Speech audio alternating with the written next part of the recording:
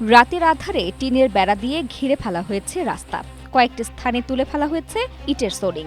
যে পথ দিয়ে প্রতিদিন হাজারো মানুষ চলাচল করেন, সেখানে এখন পথচারীদের ফিরতে হচ্ছে বিকল্প পথে। ঘটনাটি পিরোজপুরের জিয়ানগর উপজেলার বালিপাড়া ইউনিয়নের মধ্য বালিপাড়া গ্রামের। স্থানীয়দের অভিযোগ, বৃহস্পতিবার গভীর রাতে গ্রামের বাসিন্দা লিয়াকত আলী এবং তার দুই ছেলে মিরাজ হোসেন ও সোহেল সরকারি সড়কের প্রায় ৩০০ ফুট অংশে টিনের বেড়া দিয়ে দখলের চেষ্টা করেন। ঘর উঠাইয়া রাস্তার ইট চালাইয়া তারা দখল এনেছে লিয়াকত আলী খান এবং তার ছেলেরা সহ।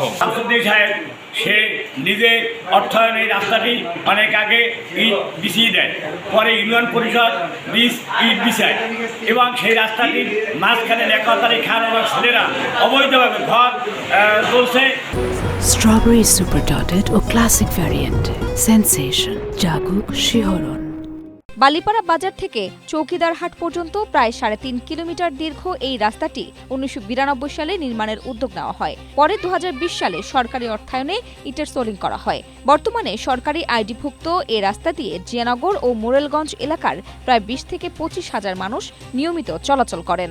স্থানীয়দের দাবি, শত বর্ষেরও বেশি সময় ধরে এটি জনসাধারণের চলাচলের রাস্তা। হঠাৎ করে পথ বন্ধ করে দেওয়ায় দুর্ভোগে পড়েছেন সাধারণ মানুষ।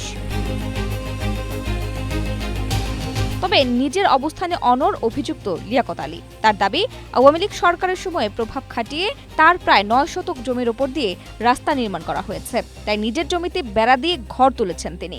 আমার বাগান ছিল, আওয়ামী লীগের আমলে অত্যাচারে এদেশে টিকতে পারিনি।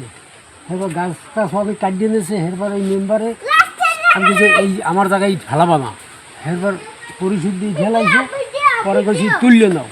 স্থানীয় ইউনিয়ন পরিষদের চেয়ারম্যান বলছেন, এটি সরকারি আইডিভুক্ত রাস্তা। প্রতিদিন ২০,০০০-এর বেশি মানুষ এই পথ ব্যবহার করেন।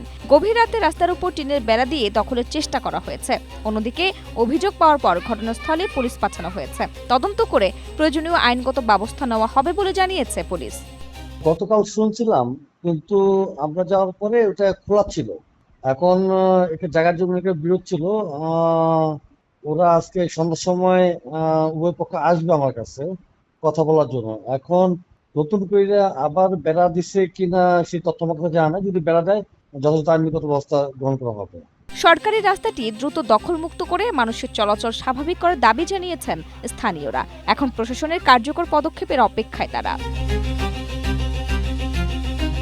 Desk report, Asia post.